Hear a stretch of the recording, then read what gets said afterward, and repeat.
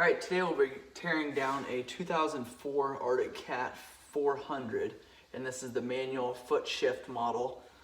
So it's got the high-low reverse, but it's also got the 1 through 5 gear shift, and that's found on the side here. We're going to pull this head off of here, camshaft. We're going to pull the cylinder, the piston, starter, recoil, Magneto. I'll show you how to pull that flywheel off.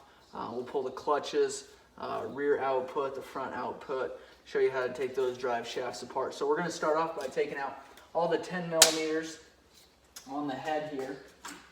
And we'll have to pull these covers here because there is one underneath.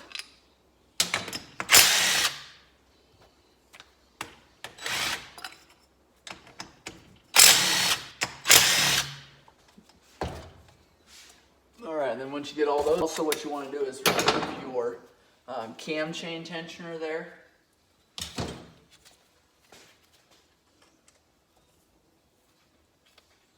Just 2 Allen bolts.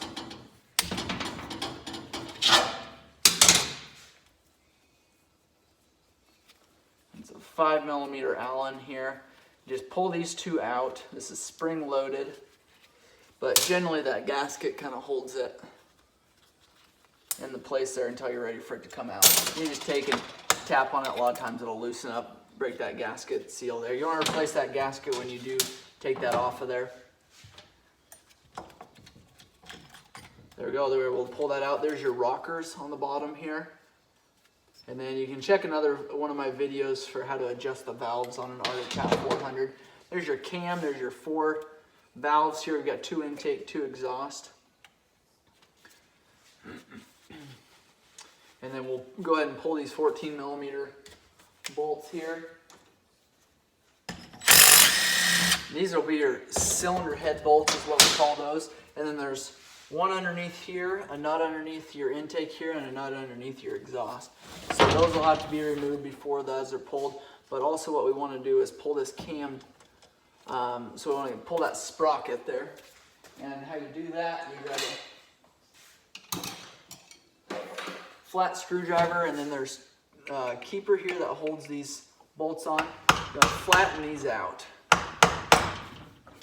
Once you get one of them flattened out, you remove that. A little bit harder to see on the video, but remove that 10 millimeter bolt.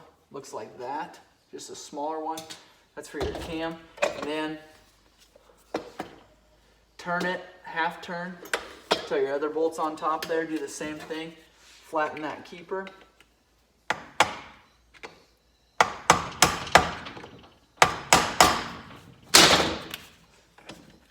Take that 10 millimeter out. Now that keeper will fall down, so if you're not pulling the whole bottom end, you want to make sure you hold that keeper there. And what we did there, just so you can see, is we flatten these 2 tabs. You want to bend those down when you put everything back together.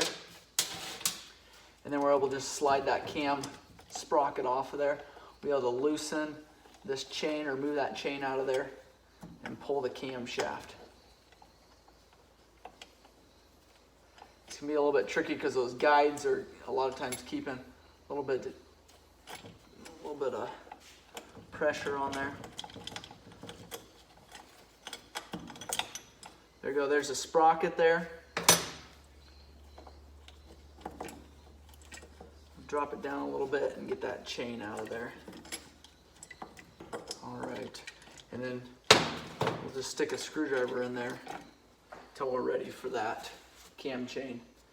Until we're ready to pull that head. Now I'm going to grab a wrench.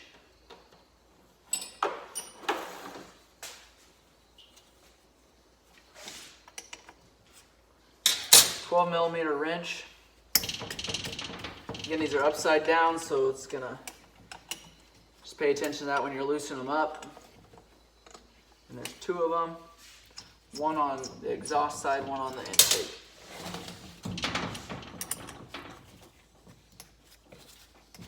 Pretty common for these boots to rip around where they mount onto that head. A lot of times because of that, the heating and the cooling, those will be ripped. So we'll actually go ahead and pull those. 5mm Allen to pull these. Like that, and if they're ripped, that boot's junk. All right, we'll pull these head bolts here.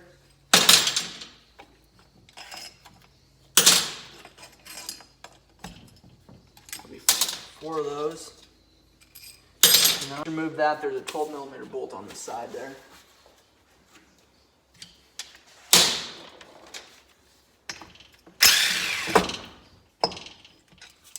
That's definitely keeping us. So, note to self, pull that guide before you drop that cam chain down there, is binding it down in the bottom.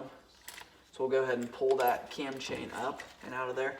Then we'll just be able to lift that guide up. See, it's kind of binding when you're pulling it up there. So there's one guide.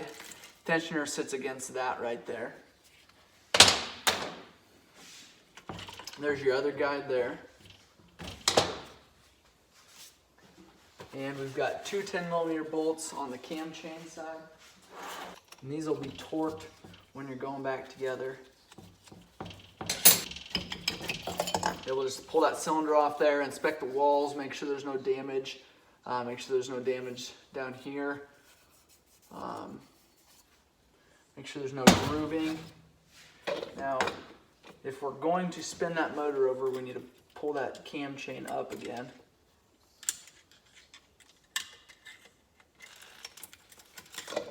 That way it doesn't bind down there and break a case.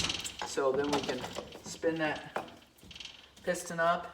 You take how you get that piston out. Just take a small screwdriver or a pick here and pull that circlip.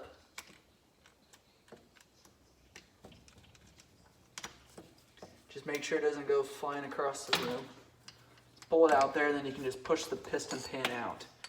If the piston is bad, it's a bad motor, a lot of times you'll have to tap that pin out to get it off that crank. But to get it back in, then just push that pin, or push this circlip into the groove there, and then push it down, and it'll set right in that groove. So there's your piston there. Get your crank here. We've got your sensors here. Go ahead and pull that starter, and then we'll pull this recoil. Starters, 2 8mm bolts.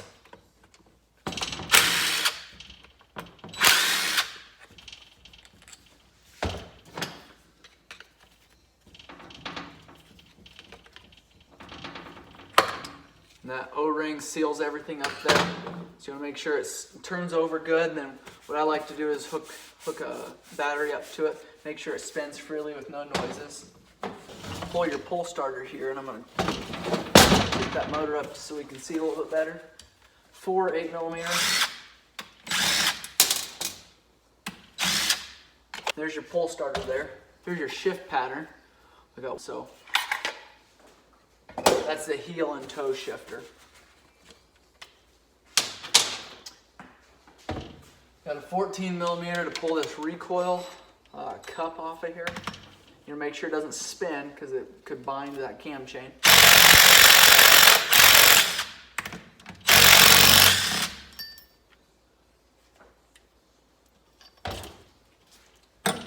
And we'll just pull that off there.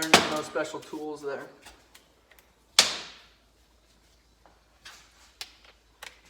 We've got your speedometer gear here. 2 8mm bolts holding that together. There it is there. You've got your gear that runs down there. You can just pull that out with a pair of pliers, and that should spin everything there. Got a T30 Torx holding this shift assembly on here, the shift arm. And we've got a lot of 8mm. 15 8mm bolts around the outside of this. Then we've got a 12mm bolt down here. That's a longer one that goes all.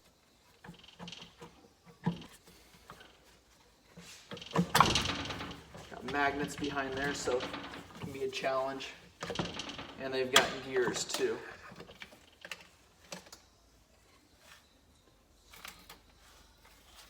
And those magnets come apart, which is pretty common on these.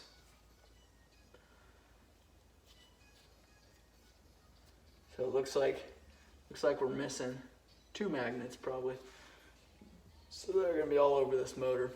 You can see there all the damaged parts there. It just damaged the flywheel. I mean, these parts are made of a pretty soft material, so it doesn't generally damage anything else besides that flywheel, but that's a common problem on these 400s. The Suzuki 400 and the Arctic Cat 400.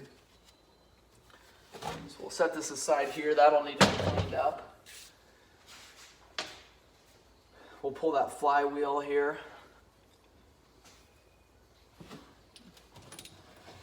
You know what, we're going to pull these idler gears. Gear position sensor here. Here's your shift, one of your shift drums here. And this shift drum is what this bolt and cap were in. So it sets down in there, and then that's shift detent. That's what that is. Pull this fork here. Alright, now we'll flip that motor over and pull the clutches.